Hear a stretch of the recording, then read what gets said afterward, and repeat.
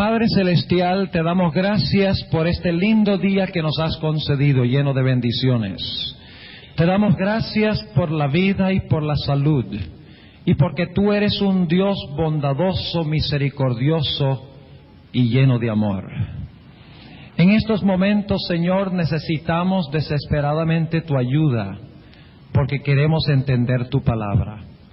Por eso pedimos que envíes a tu Santo Espíritu, para que podamos trazar correctamente el mensaje de tu libro y pueda hacer impacto en nuestras vidas y cambiarnos a la semejanza de Cristo Jesús. Te lo pedimos en su nombre. Amén.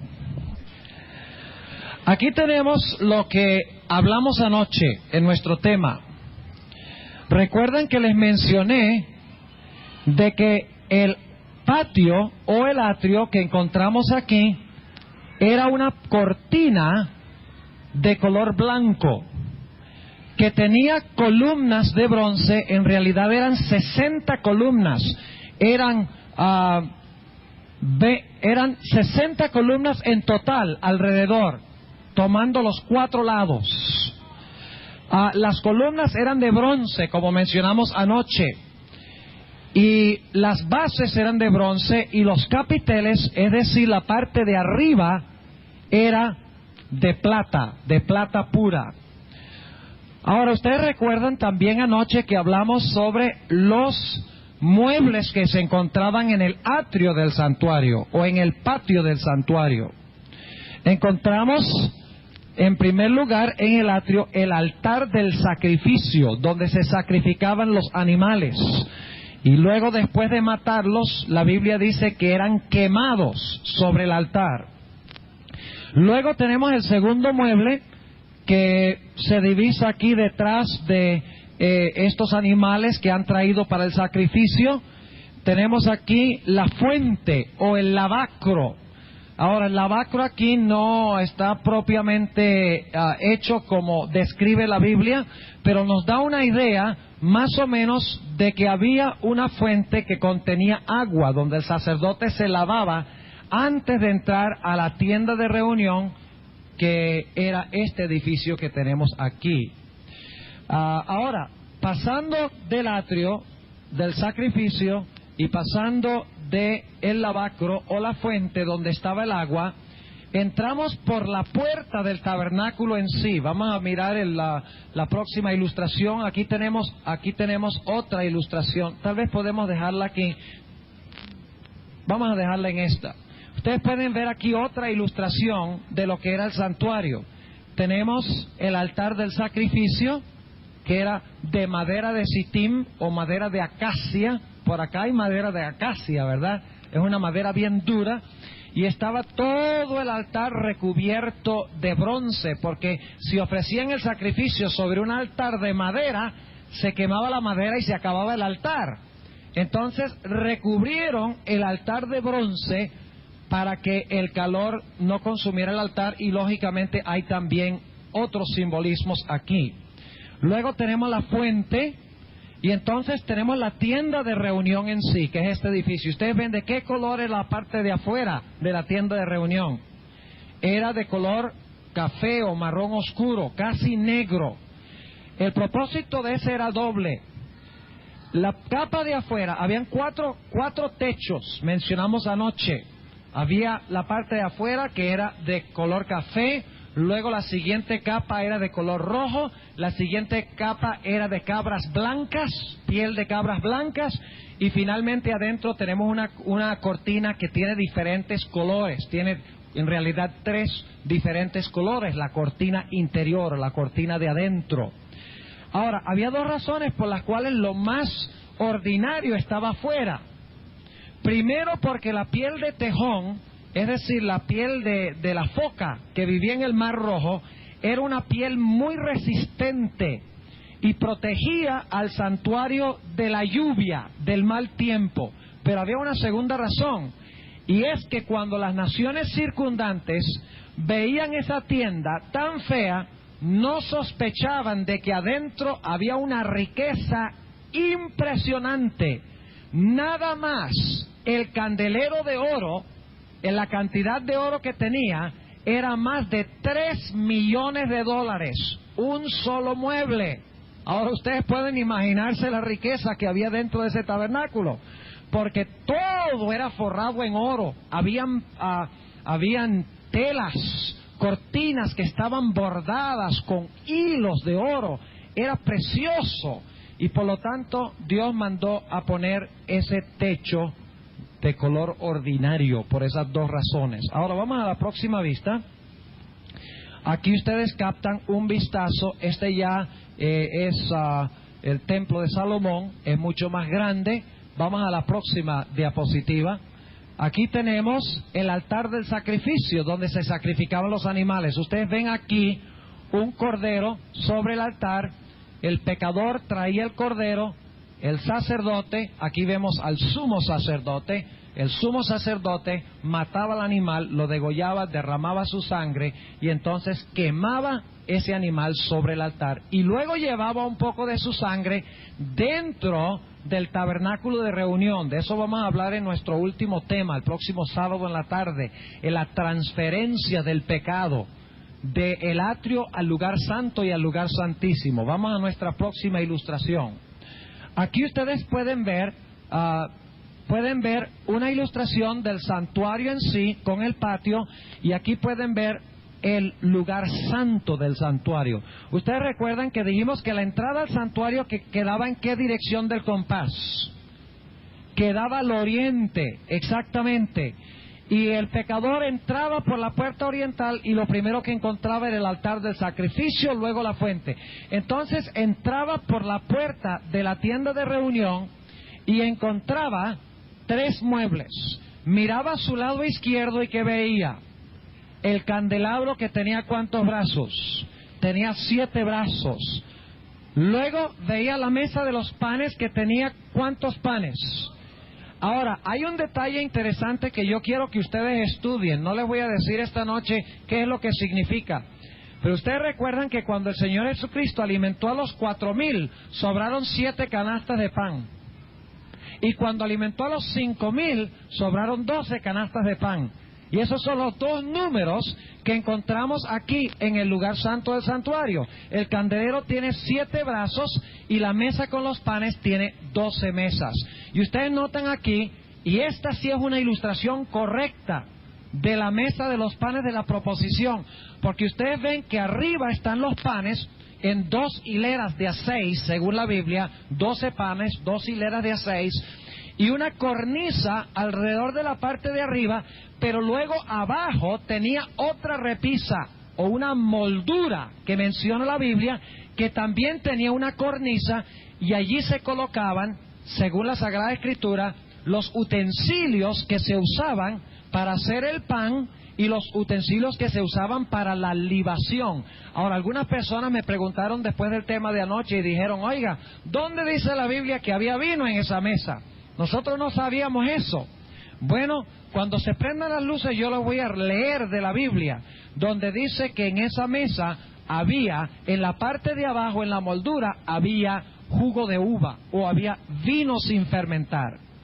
Es interesante, como mencionamos anoche, que en la fuente el sacerdote se lavaba las manos y los pies, y luego, después de lavarse las manos y los pies, entraba al lugar santo, a donde se encontraba el pan y el jugo de uva. Una representación preciosa de la Santa Cena, porque en la Santa Cena, cuando lavamos los pies de la persona con quien participamos, no solamente le lavamos los pies, sino que también estamos echando agua, ¿dónde?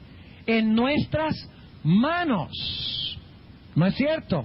Porque estamos usando las manos para lavar los pies.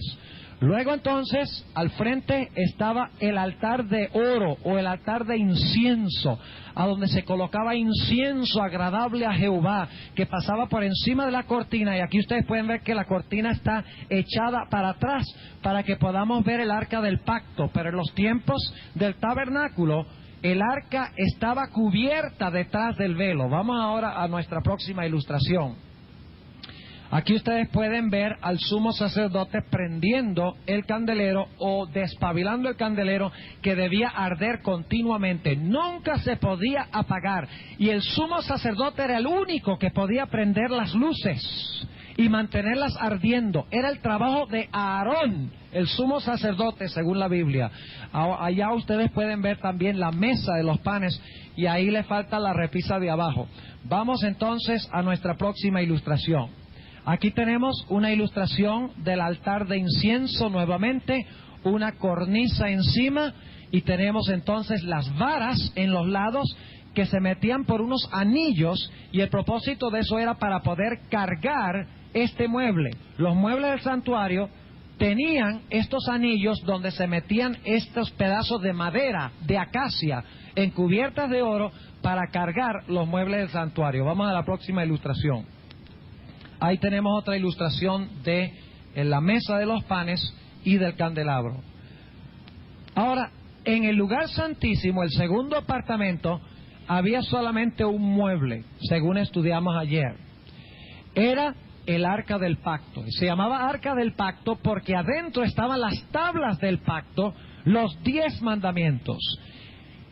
Según la Biblia, en cada lado del arca del pacto había ángeles de oro puro. Ahora, el arca era de acacia, de madera de acacia, y estaba encubierto de oro. Pero los ángeles que se encontraban a los lados del arca del pacto eran de oro puro, según la Sagrada Escritura.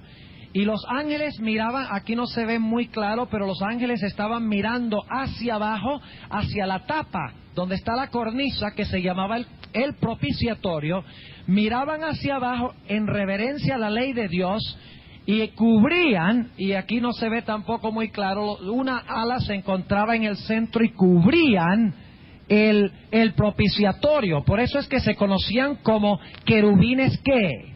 Querubines cubridores, exactamente, porque en reverencia a Dios tenían una ala doblada y la otra ala pasaba por encima, una ala de uno y un ala del otro, se encontraban en el centro y miraban hacia abajo en señal de reverencia para con la ley de Jehová. Ahora vamos a nuestra próxima ilustración. En todo el centro del arca del pacto se encontraba lo que se conoce como la Shekinah, la gloria de Dios. No era una luz artificial. Dios descendía, la nube reposaba sobre el tabernáculo, según mencionamos, y luego la gloria de Dios entraba al tabernáculo de reunión y posaba encima del propiciatorio en el lugar santísimo del santuario. El arca representaba el trono de Jehová y la ley que se encontraba abajo de donde se sentaba la gloria de Dios representa el fundamento de su trono o el fundamento de su gobierno. No sé si tengamos otra diapositiva, creo que posiblemente, bueno, sí tenemos otra. Ustedes pueden ver aquí la ilustración.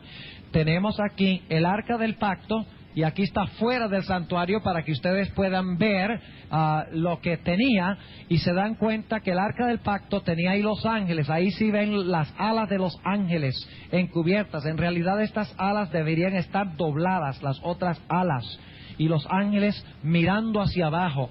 Y dentro del arca del pacto se encontraban las tablas de la ley, los 10 mandamientos.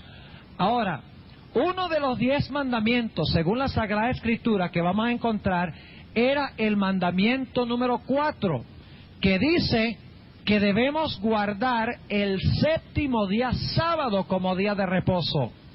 Ahora, el libro de Apocalipsis nos dice que en el cielo el apóstol San Juan vio el arca del pacto. En Apocalipsis 11:19 dice que San Juan, Dios le abrió el cielo y en el cielo vio el santuario celestial y allí adentro vio el arca del pacto. ¿Qué creen ustedes que contenía ese arca del pacto? Bueno, se llama arca del pacto. ¿Cómo se llamaban los 10 mandamientos? Las tablas del pacto. O sea que en el cielo, ¿qué está dentro del arca? Dentro del arca están los 10 mandamientos. ¿Creen ustedes que uno de los mandamientos dice santificarás el domingo? ¿Qué fue lo que le dijo Dios a Moisés? Haz todo conforme al modelo que te fue mostrado, ¿dónde? En el monte. Que era un modelo del santuario, ¿qué? Celestial. Así que si la ley en la tierra tenía el sábado, quiere decir que la ley en el cielo, en el santuario celestial, en el arca, también debe tener el mandamiento del sábado, porque la tierra era una copia de lo que había ¿dónde? De lo que había en el cielo. Ahora vamos a prender las luces y quiero agradecerle nuevamente a los pastores por haber conseguido estas diapositivas que nos ayudan a entender un poquito mejor. Vamos ahora a nuestro tema de esta noche y ustedes necesitan tener en mente lo que hemos descrito, porque vamos a recurrir toda la semana a esto. Vez tras vez tras vez vamos a recurrir al orden del santuario. Vamos a repasar rápidamente el orden del santuario para estar seguros de que lo tienen claro. Tenemos que saber la secuencia de muebles. ¿Qué era el primer mueble que se encontraba en el santuario? ¿El altar de qué? El altar del sacrificio. Luego se encontraba ¿qué cosa? El lavacro o la fuente. Luego entraba uno por la puerta del tabernáculo y entraba ¿cuál lugar? El lugar santo. ¿Cuántos muebles había en el lugar santo? 3. Al lado derecho estaba el pan de la proposición, los panes de la proposición. Al lado izquierdo ¿qué estaba? El candelero de oro. Y enfrente ¿qué había? El altar de incienso o el altar de oro. Y luego entraba uno al lugar santísimo y encontraba ¿qué mueble? El arca del pacto. ¿Y qué había dentro del arca del pacto? Los 10 mandamientos. ¿Qué más había dentro del arca del pacto? ¿Un pote de qué? De maná. ¿Y qué más había allí? Había la vara de Aarón que floreció. Ahora quiero contestar brevemente la pregunta que se hizo con respecto a si había vino en la mesa de los panes de la proposición. Estoy leyendo aquí de Éxodo el capítulo 25. Éxodo el capítulo 25. Y voy a leer rápidamente aquí la descripción de la mesa de los panes de la proposición. Dice en Éxodo 25:23 lo siguiente: harás asimismo una mesa de madera de sitim. Su longitud será de 2 codos, y de 1 codo su anchura y su altura de codo y medio. 1 codo es más o menos 1 pie y medio. Yo no sé cuánto será eso en centímetros, pero mi pie mide casi 1 pie. Así que es 1 pie mío más medio pie mío. Tengo que mostrarle el pie, no lo voy a hacer. Y dice, o sea que no era muy alto, no era muy grande. Y la cubrirás de oro puro. Noten que la mesa estaba cubierta ¿de qué? De oro puro. Y le has de hacer una cornisa de oro alrededor. Ya vimos eso en la ilustración. Hacerle has también una moldadura alrededor. Es decir, una repisa alrededor en su parte inferior. Dice, del ancho de 1 mano, a la cual moldura harás una cornisa de oro en circunferencia. ¿Cuántas cornisas de oro habían? Habían 2 cornisas de oro. ¿Cuántas coronas usa Jesús según la Sagrada Escritura? ¿Cuántas coronas lleva Jesús según la Biblia? Jesús lleva 2 coronas. La primera corona que él lleva es la corona de espinas. Y la segunda corona que él lleva es la corona de gloria cuando él regrese en su segunda venida. Sigue diciendo, versículo 26, y le harás 4 anillos de oro, los cuales pondrás a las 4 esquinas que corresponden a sus 4 pies. Los anillos estarán antes de la moldura, por lugares de varas para llevar la mesa. Y harás las varas de madera de sitim, y las cubrirás de oro, y con ellas será llevada la mesa. Harás también sus platos, y sus cucharas, y sus cubiertas, y sus tazones, con que se libará. De oro fino lo harás. Ahora algunos dirán, bueno, pero ¿qué significa eso de libarás? Libación. Bueno, vamos a leer Levítico 23 y el versículo 13. Levítico el capítulo 23 y el versículo 13 declara lo siguiente: y su presente será 2 décimas de flor de harina amasada con aceite, ofrenda encendida a Jehová en olor suavísimo. ¿Y su libación de qué? ¿Qué dice allí? Su libación de vino, la 4ª parte de un hin. ¿Qué era la libación? La libación era ¿qué? Vino, según dice la Sagrada Escritura. Así que sobre esa mesa había ¿qué cosa? Había vino, porque habla de la libación, según acabamos de leer. Ahora, esta noche queremos estudiar un poquito más el santuario. Para entender el santuario necesitamos comprender el año de agricultura judío. Necesitamos entender cómo se practicaba la agricultura en la Tierra Santa en los tiempos bíblicos. Porque en los tiempos bíblicos la gente de Israel dependía absolutamente de la agricultura y de criar animales. Si la agricultura fracasaba, si fracasaban en criar los animales domésticos, el resultado era la muerte para muchas personas en Israel. Así que Israel, la tierra de Dios, en el Antiguo Testamento, dependía muy prominentemente de la agricultura. Y necesitamos entender el año de agricultura de judío para entender el santuario. Porque vamos a encontrar en esta noche que el año de agricultura sigue el orden exacto que tenemos en los muebles del santuario.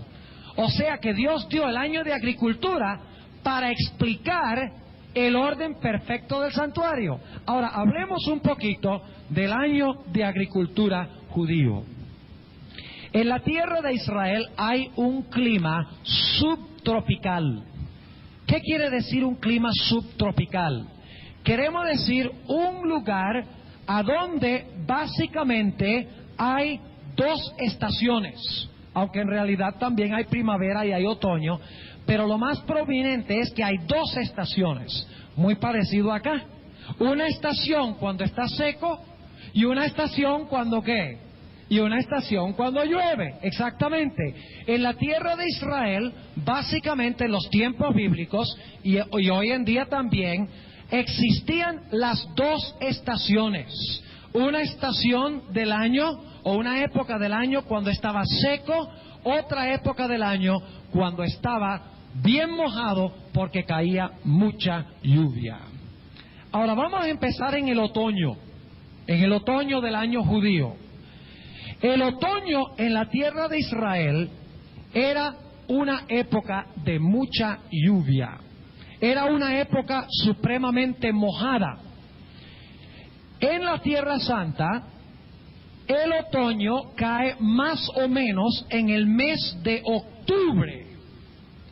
Y en el mes de octubre, también noviembre, aproximadamente esos 2 meses, es cuando los agricultores en los tiempos bíblicos sembraban la semilla de cebada y la semilla de trigo, que eran las 2 cosechas grandes primaverales en la tierra de Israel.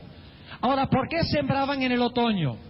Primordialmente porque en el otoño la tierra estaba blanda, porque había caído bastante lluvia, la tierra estaba suave, fértil, y por esa razón araban la tierra que estaba suave y sembraban la semilla de cebada y la semilla de trigo. La lluvia que caía en el otoño se conocía como la lluvia temprana. Recuerden eso, se conocía como la lluvia temprana. Y más adelante en la primavera venía lo que se conocía como la lluvia tardía, porque caía más adelante en el año. Así que tenemos la lluvia temprana que caía para suavizar la tierra, para luego el agricultor meter las semillas de trigo y las semillas de cebada, y más adelante caía la lluvia tardía con el propósito de que esas semillas que se habían sembrado crecieran rápidamente al final de la cosecha, maduraran de tal manera que pudieran producir mucho fruto. Después del otoño, después de la siembra de las semillas no crecían inmediatamente. porque inmediatamente después del otoño venía el invierno. El invierno en la tierra de Israel es una época fría, es una época de mucha oscuridad. Las plantas no crecen, porque para crecer se necesita ¿qué cosa? Se necesita calor, ¿no es cierto? Se necesita sol. Pero en el invierno que venía después del otoño, la semilla estaba en la tierra, pero la semilla no brotaba en el invierno, porque en el invierno era oscuro y era frío, y se necesita luz y calor para producir bien. Y yo sé eso porque por acá las cosas crecen mucho más rápido que en los Estados Unidos, inclusive el monte crece mucho más rápido. Uno puede cortar el monte y en cuestión de 2 semanas tiene que volver a cortar el monte porque está igual de alto, porque estamos en un clima más o menos semitropical o cerca de tropical aquí también. Nosotros podemos identificarnos con el año de agricultura judío porque es más o menos parecido en algunos aspectos. Así que el invierno, la semilla quedaba latente en la tierra porque era una época oscura, una época infértil, era una época cuando no había luz. Ahora, el invierno en la Tierra Santa es durante los meses de noviembre, diciembre, enero y febrero. Primordialmente diciembre, enero y febrero son los meses del invierno. Ustedes recuerdan que dijimos que el otoño es ¿cuándo? ¿Cuáles meses? Los meses de octubre y noviembre, y cae mucha lluvia, la semilla se mete en la tierra, pero como viene el invierno, la semilla no empieza a brotar ni a germinar, queda en la tierra latente, queda callada y tranquila la semilla en la tierra durante el periodo del invierno que cubre los meses de diciembre, enero y febrero. Pero luego en la Tierra Santa empiezan a alargarse los días. Saben, en los Estados Unidos nosotros podemos identificarnos un poquito más con esto, porque en el invierno el sol se oculta a veces a las 4 de la tarde, pero en el verano el sol se oculta a veces casi a las 10 de la noche. O sea que los días son más largos. ¿Ustedes sabían eso? Veo que algunos están sorprendidos. Dicen, ¿cómo? ¿Tanta diferencia? 4 de la tarde en diciembre. Y en el mes de julio y agosto a las 10 de la noche el sol se oculta. Sí. En la Tierra Santa, después del invierno, los días empezaban a ponerse más y más largos. Había luz. Y la semilla empezaba a germinar y a brotar. De repente todo lo que había estado muerto, y los que han estado en los Estados Unidos saben cómo es el asunto, de que los árboles inclusive quedan peladitos, sin hojas. El invierno es una época de muerte, es lóbrego, es oscuro. Lo único medio optimista es que la nieve es blanca, pero fuera de eso, es una época lóbrega. Es una época de muerte, pero luego cuando se está acabando el invierno, entonces viene la primavera y empiezan a aparecer las flores, especialmente las flores de almendro, que son las primeras que aparecen, y empiezan a brotar la cosecha de cebada. La cosecha de cebada, y recuerden este detalle, venía aproximadamente en el mes de marzo o abril. Se cosechaban los primeros frutos de la cebada en marzo y abril, y luego se continuaba la cosecha regularmente por algunas semanas después de eso. Pero es necesario que ustedes recuerden que la semilla germinaba y empezaba a brotar en el principio de la primavera. Y luego, después de crecer, la primera cosecha que había era la cosecha de cebada.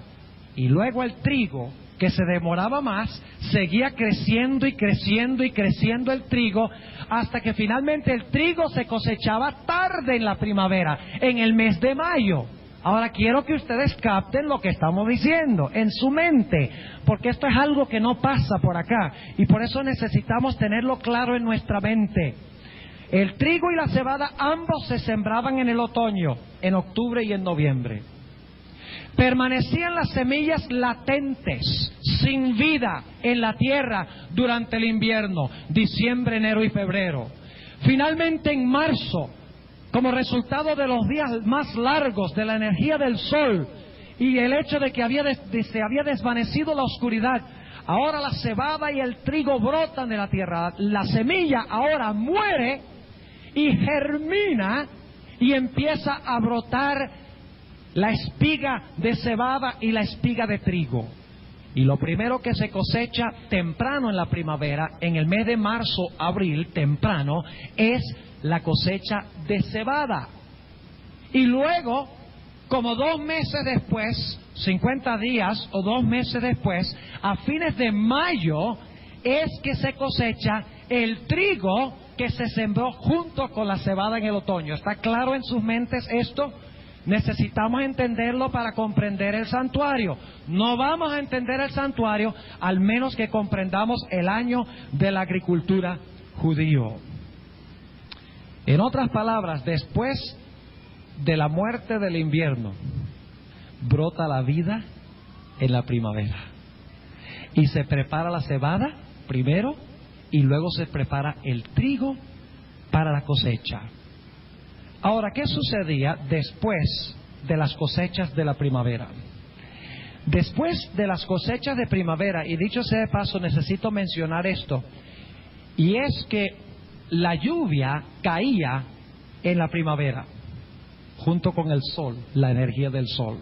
Y eso se conocía como la lluvia, ¿qué? Tardía. La lluvia temprana caía ¿cuándo? En octubre y noviembre. ¿Y qué hacía esa lluvia?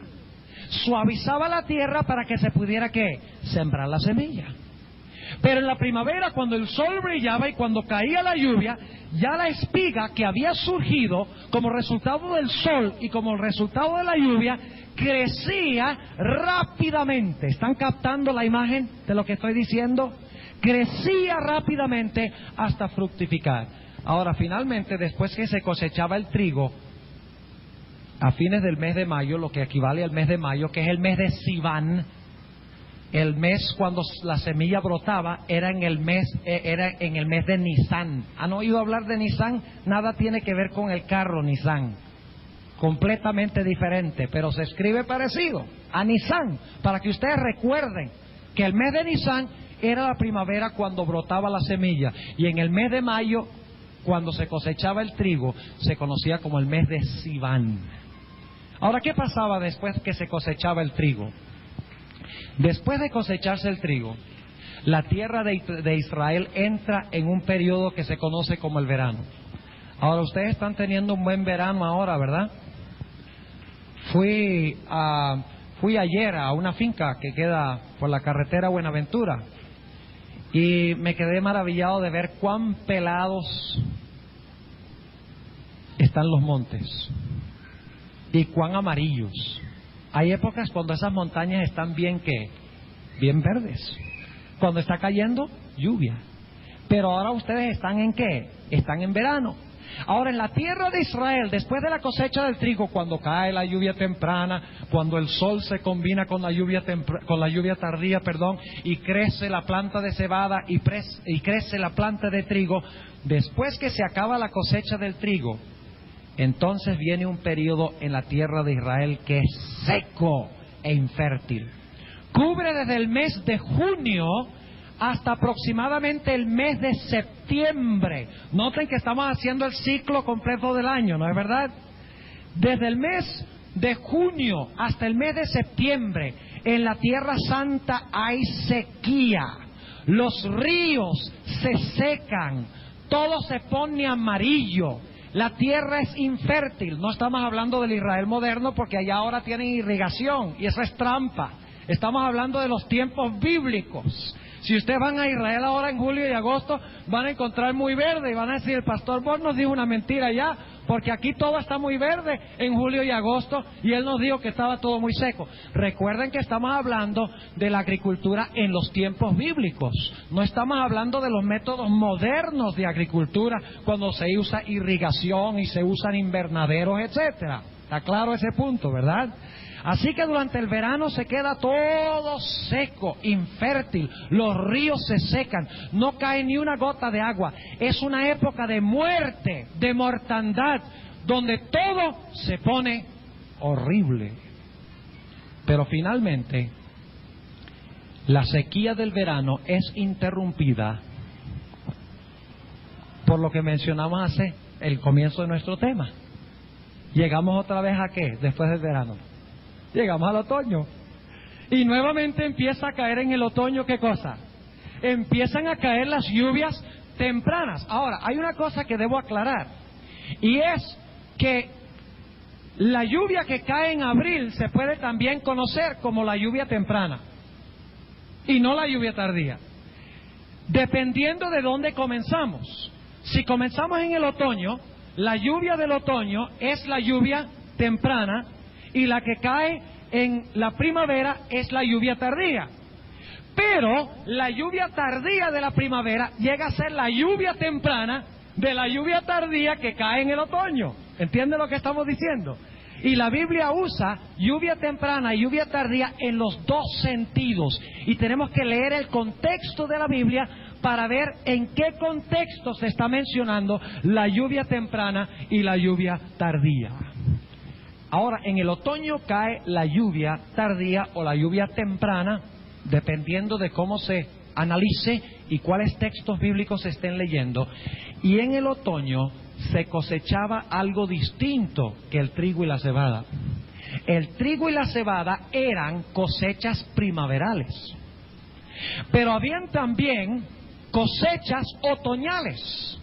Y vaya qué interesante que las cosechas del otoño era la cosecha de las uvas y la cosecha de las aceitunas o del aceite. Qué interesante. En otras palabras, en el otoño se cosechaban frutos, mientras que en la primavera se cosechaba ¿qué? Se cosechaba cereales. Muy bien, esa es la palabra. Se cosechaban cereales en la primavera y en el otoño se cosechaban uvas y se cosechaban aceitunas. Y también otras frutas, pero esas eran las dos principales. Si ustedes leen algunos textos, por ejemplo, les voy a mencionar los textos y no los vamos a leer. Joel 2:19. Las tres cosas que se mencionan son cereales, vino y aceite, como las tres grandes cosechas. Eso es en Joel 2:19. Y también se mencionan en el Salmo 104 y el versículo 15. Ahora, en el otoño también cosechaban algo de cereales, pero no era la cosecha principal. Ahora, ¿qué hacían en el otoño con las cosechas de las aceitunas? Con las aceitunas ellos hacían ¿qué cosa? El aceite. ¿Y qué representa el aceite en la Biblia? El aceite en la Biblia representa el Espíritu Santo. Una clase de cosecha es aquella que representa el Espíritu Santo. ¿Están entendiendo lo que estamos diciendo? Porque lo que se colocaba dentro de las lámparas no era aceite de cocina. Lo que se colocaba en el candelero era aceite de oliva. Era aceite que venía de las aceitunas, que tenían un proceso donde machacaban las aceitunas y sacaban el aceite para meterlo en el candelabro. Y vamos a encontrar durante el transcurso de esta semana que el candelabro representa la iglesia. La iglesia llena del Espíritu Santo de Dios. El aceite representa el Espíritu Santo y la iglesia a donde habita en su plenitud el Espíritu Santo del Señor. Pero había otra cosecha. Ellos tomaban las aceitunas, hacían el aceite, otras las guardaban y se llevaban todo y lo guardaban todo en la casa. Pero había otra cosecha. ¿Cuál era la otra cosecha? Las uvas. ¿Con qué hacían con las uvas? Las uvas servían para hacer ¿qué? Vino. Para eso se usaban las uvas, para hacer vino. Ahora, ¿cómo hacían el vino? ¿Han oído ustedes hablar del lagar? ¿Qué era un lagar? Todavía en Italia hay lagares hoy en día. Y me dicen, yo nunca he ido a Italia, pero el doctor Samuel Bacchiocchi, quien es italiano y creció afuerita de la pared del Vaticano, él describe lo que es un lagar. Y él dice que aún hoy en día tienen estos lugares grandes, estos recipientes que son bastante grandes donde cabe gente, y entonces la gente entra en el lagar y empieza a pisar las uvas. ¡Qué interesante! Empieza a pisar las uvas, y mientras que pisan las uvas, cantan.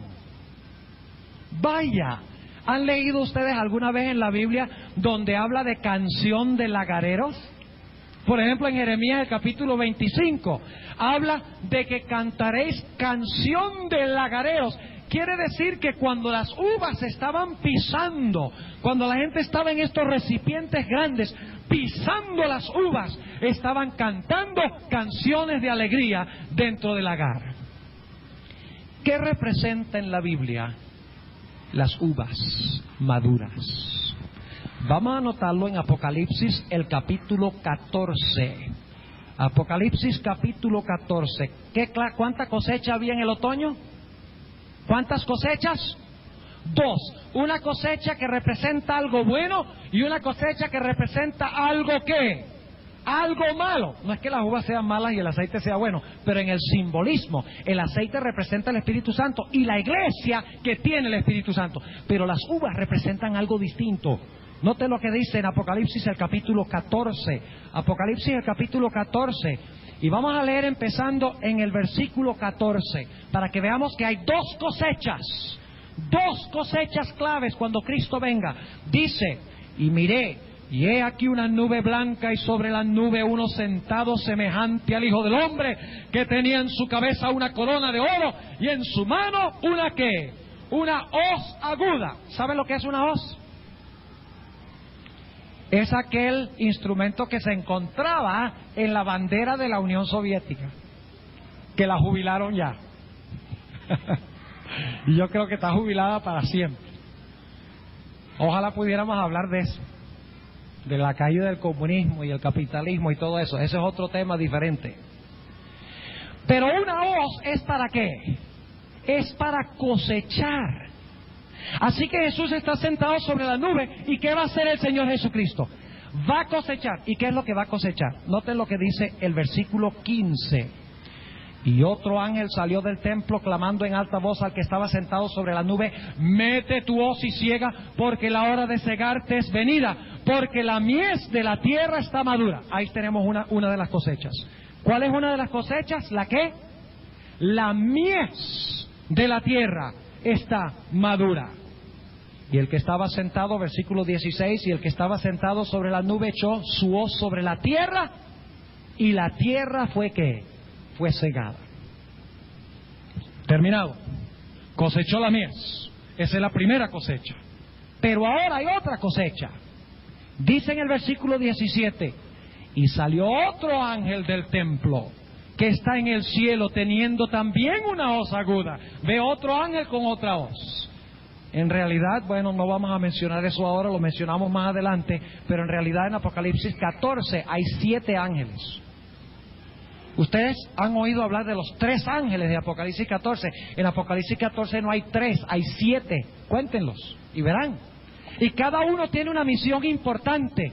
Noten el versículo 17. Y salió otro ángel del templo que está en el cielo, teniendo también una hoz aguda. Y otro ángel salió del altar. Ve, otro ángel. Cada rato dice otro ángel, otro ángel, otro ángel. Hay 7, cuéntenlos. Y otro ángel salió del altar, el cual tenía el poder sobre el fuego, y clamó con gran voz al que tenía la hoz aguda, diciendo: mete tu hoz aguda y vendimia, ¿qué cosa? Los racimos de la tierra. ¿Qué es lo que hay en racimos? Racimos de uvas. Dice: vendimia los racimos de la tierra, porque están maduras sus ¿qué? Sus uvas. Y el ángel echó su hoz aguda en la tierra, y vendimió la viña de la tierra, y echó la uva en el grande lagar de la ira de Dios. Y el lagar fue ¿qué? Hollado, es decir, pisoteado fuera de la ciudad, y del lagar salió sangre hasta los frenos de los caballos por 1,600 estadios. ¿Qué representan las uvas? Representan a los ¿qué? A los impíos. ¿Qué representa la mies? La otra parte de la cosecha. La mies representa ¿a quiénes? A los santos de Dios. Así que en el otoño habían estas dos cosechas: la cosecha de las aceitunas, del aceite, la cosecha de las uvas. Jesús lo expresó de otra forma. En el tiempo cuando Juan el Bautista introdujo al Mesías, él dijo que Jesús iba a venir a hacer ¿qué cosa? A limpiar su ¿qué?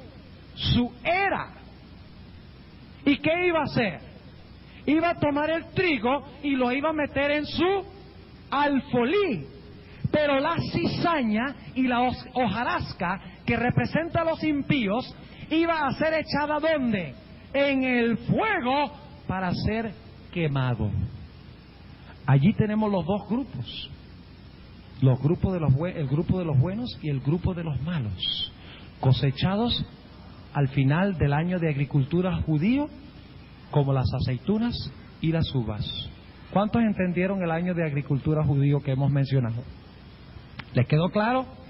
No olviden, ojalá estén tomando notas, por lo menos en su mente, no olviden el año de agricultura judío, porque es vital para nosotros entender el santuario de Dios, porque el santuario sigue el orden del año de agricultura. Ahora queremos hacer una cosa más esta noche antes de concluir, y es que queremos estudiar a grandes rasgos los festivales o las fiestas judías.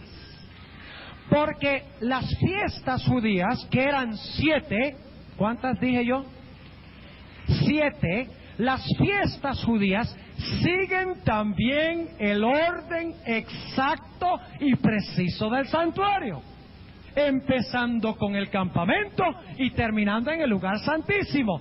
El año de cosecha y los festivales judíos siguen el mismo orden, paso por paso. Ahora estudiemos el año de agricultura judío. Ustedes recuerdan que lo primero que mencionamos en cuanto al año de agricultura judío es que en el otoño, ¿qué se hacía? En el otoño se sembraba la semilla ¿de qué? De trigo y de cebada. Y que después de sembrarlo venía un tiempo ¿de qué? Un tiempo de oscuridad, un tiempo de frío, un tiempo cuando la tierra no producía nada, ni siquiera la semilla germinaba por causa del frío y por causa de la oscuridad. Ahora, hay un detalle muy interesante, y es que los festivales judíos, en el invierno no había festivales judíos. ¿Oyeron lo que dije? En el invierno no había festividades judías. Y permítanme mencionarles cuáles eran las festividades. La primera festividad judía ¿era cuál? La Pascua. En segundo lugar estaba ¿qué? ¿Qué pasa? La segunda festividad era el festival de las primicias. Todo lo vamos a describir en un momento. El tercer festival era, incluido con la Pascua y las primicias, lo que se conocía como el festival de pan sin levadura, o la fiesta de los ácimos se llamaba. Cubría estos 3 festivales, que era la Pascua, las primicias y pan sin levadura. Estaban todos más o menos en el mismo tiempo, como vamos a ver dentro de un momento. La Pascua era el 14 de Nisán, las primicias eran el 16 de Nisán, al tercer día, y el pan sin levadura empezaba el 15 de Nisán y terminaba el 21 de Nisán. O sea, todos estaban aglomerados más o menos en la misma época. Ahora, esas eran las festividades primaverales. ¿Cuál era el siguiente festival? Tarde en la primavera. El festival del Pentecostés. ¿Cuántas festividades entonces habían en la primavera? 4. La Pascua, pan sin levadura, primicias, ¿y qué? Y Pentecostés. Pero habían 3 festividades en el otoño. Qué interesante.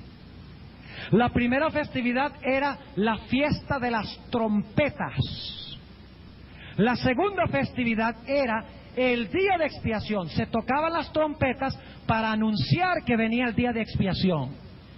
Y la última festividad del año, después que se tocaron las trompetas, después del día de expiación, la última festividad era la fiesta de los tabernáculos, cuando la gente celebraba el fin del año de la cosecha, cuando celebraban con gozo y alegría las bendiciones que Dios había concedido en el año anterior. Ahora vamos a analizar los festivales a la luz del año de agricultura judío. En el invierno había festividades propiamente hablando. La primera festividad era la Pascua. Pero había una festividad que necesito explicarles que no se encuentra directamente en el Antiguo Testamento, se encuentra en el Nuevo Testamento, que sí se da cuando se celebra el 25 de diciembre, cuando es que los días empiezan a alargarse más. Ustedes saben que el 25 de diciembre es el equinoccio invernal, cuando a partir del 25 de diciembre los días se van alargando más y más y más hasta que hay más abundancia de luz, finalmente en la primavera. Pues resulta que había una festividad que se celebraba empezando el 25 de diciembre entre los judíos. No es una festividad que estaba en el Antiguo Testamento, pero se menciona en el Nuevo Testamento y Cristo Jesús lo observó en el Nuevo Testamento. Ahora, ¿cuál era esa festividad? Era el Festival de las Luces. ¿Cómo se llama hoy en día el Festival de las Luces? Hanukkah.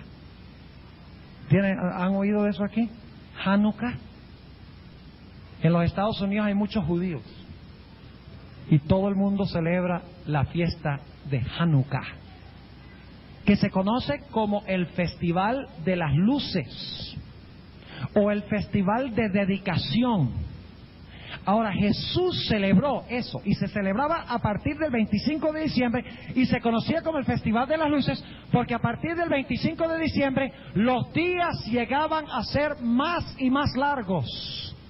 Ahora, había otra razón por la cual se conocía como el Festival de Dedicación, y es que en el año 164 antes de Cristo, un hombre, en realidad del 167 hasta el 164, un hombre con el nombre de Antíoco Epífanes, posiblemente ustedes han oído mencionar a Antíoco Epífanes, llegó a la ciudad de Jerusalén, mató a los sacerdotes, entró al templo y sobre el altar del sacrificio ofreció un cerdo.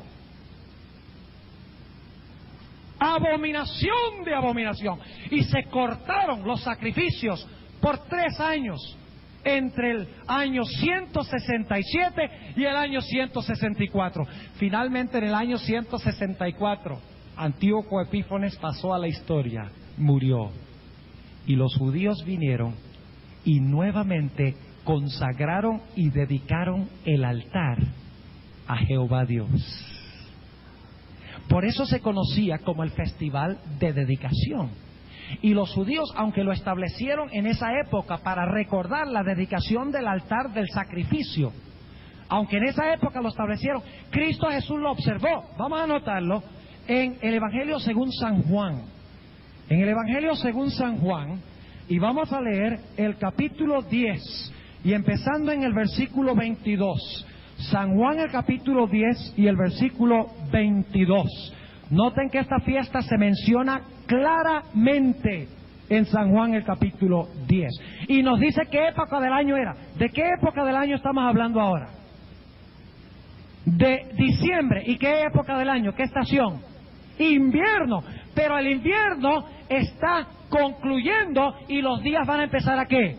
Van a empezar a alargarse. Ahora, noten lo que dice Juan 10 y el versículo 22. Y se hacía la fiesta de la dedicación en Jerusalén. Y era invierno. Ahora, ustedes necesitan, esta noche no les voy a decir qué simboliza todo esto.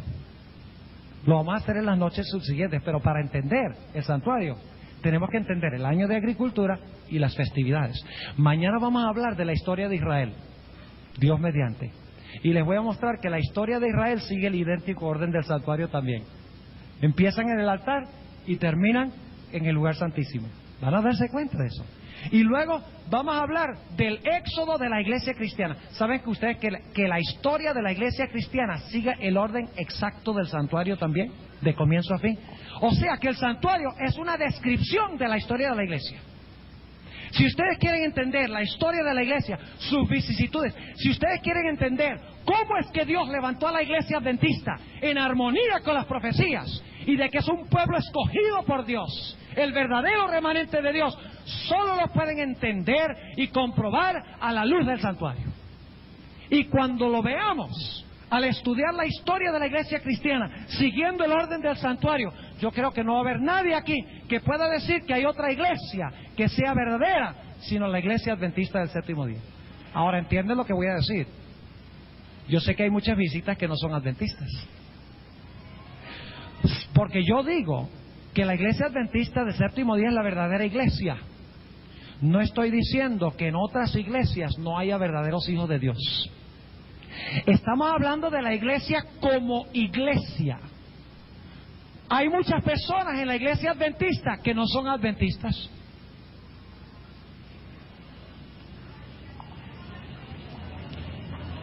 Podríamos escuchar caer un alfiler ahora.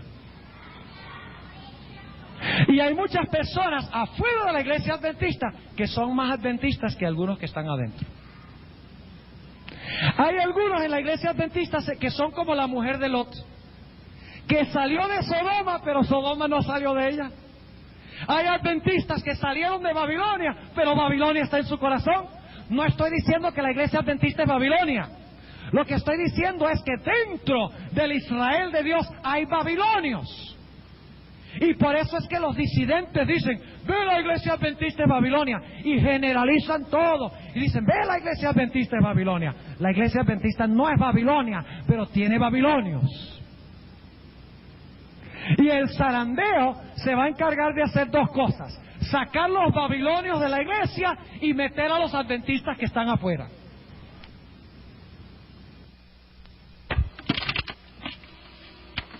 Al menos que la semilla sea depositada y muera primero, y germine a una nueva vida a través del lavacro, que es el bautismo. Es imposible, repito, al visitar el santuario, es imposible que nosotros crezcamos sin haber nacido. Y nacemos cuando somos depositados en las aguas del bautismo. Por eso en esta noche yo quiero preguntar a las visitas que están presentes: ¿saben ustedes que Jesús dijo que el que creyere y fuere bautizado, este será salvo? ¿Puede haber salvación sin bautismo? El santuario representa el cielo, porque Cristo está en el santuario en el cielo. Si queremos llegar al cielo, tenemos que visitar en primer lugar, ¿qué cosa? El atrio. Tenemos primero que aceptar al Cordero y tenemos que depositar nuestros pecados en el lavacro y resucitar a una nueva vida antes de que podamos alcanzar el cielo. El bautismo es vital. Por eso Jesús dijo: el que creyere y fuere bautizado será salvo. Tomando en cuenta que Jesús dice esto, yo quiero preguntar en esta noche a las visitas que nos acompañan: ¿cuántos de ustedes quieren decirle al Señor Jesucristo: yo quiero empezar esa vida en el atrio, yo quiero aceptar el Cordero de Dios que quita el pecado del mundo, yo quiero que mis pecados queden completamente sepultados en las aguas del bautismo, yo quiero bautizarme y quiero empezar mi vida para crecer en el conocimiento del Señor y para que Dios escriba su ley en mi corazón?